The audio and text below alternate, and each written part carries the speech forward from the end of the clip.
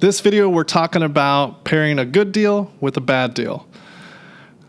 Over the course of your wholesale career, you will eventually come across deals that are just hot. You sell them immediately. It's wonderful. You have 5 people that are ready to buy it right there on the spot.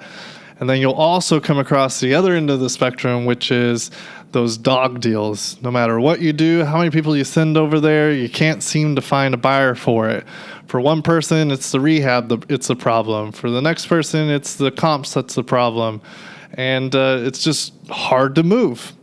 So a technique that you can utilize, especially if you have a slightly higher volume, is pairing a bad deal or a dog deal, one that's not moving, with a hot deal, a good deal.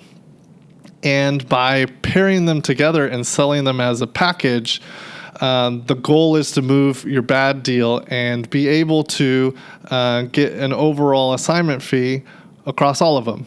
So by moving both of them, you get a larger assignment fee rather than just the one assignment fee on the good deal and the dog deal that just eventually the contract dies. So a great way to go about this is I'm actually going to tell you a story. When I was a little bit newer in my wholesaling career, I was working some deals off of MLS. And I came across one of the techniques I used was looking for MLS deals where in the remarks section they had mentioned that they were selling multiple properties. Because I figured if I could get in touch with the seller that instead of just trying to get one deal, I could get multiple deals. And by being able to get multiple deals, I would have a higher chance of getting the contract from them. So I got in touch with this Hawaiian seller. He actually had 3 deals on MLS, and he already had a buyer for one. But I was able to get a package deal from him for the remaining 2, and we had particular price points for both of them. So actually, I did a package deal on the front end too. But with these 2 deals, one of them was in a great area. I was able to negotiate a wonderful price. We had particular price points per property. But the second deal wasn't in such a great area. It was actually one of the worst areas of San Antonio. And most people didn't want to be over there. And so I had this package, and I knew I could sell the first deal, the hot deal, really quickly. In fact, I had a lot of people interested in it. But I had this one deal that I didn't have any interest, no matter how many phone calls I made, no matter how many texts and emails I sent.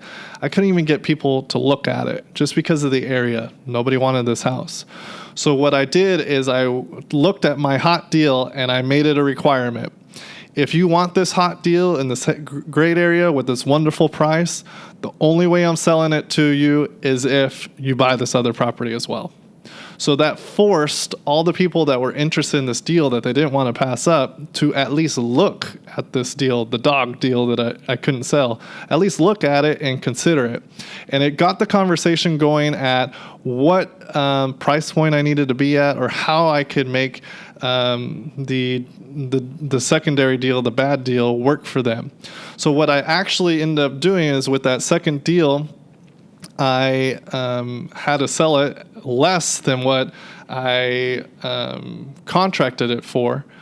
But the way I made that work was just move the profits and the compensation on the hot deal. So I had the buyer buy the dog deal at contract price, and then I actually gave a reduction in price to the hot deal to the same buyer. And so from a net standpoint, we still met the numbers that we needed to be at, but I was able to move both properties. And I was able to make a total overall higher assignment fee by moving 2 properties than I would have just moving 1. And so in this scenario, it's basically tying 2 properties together. Sometimes you're not able to move one deal, but if you can find a superstar deal and you pair them together, that superstar deal can lift the bad deal for you and allow you to move both of them. So consider that.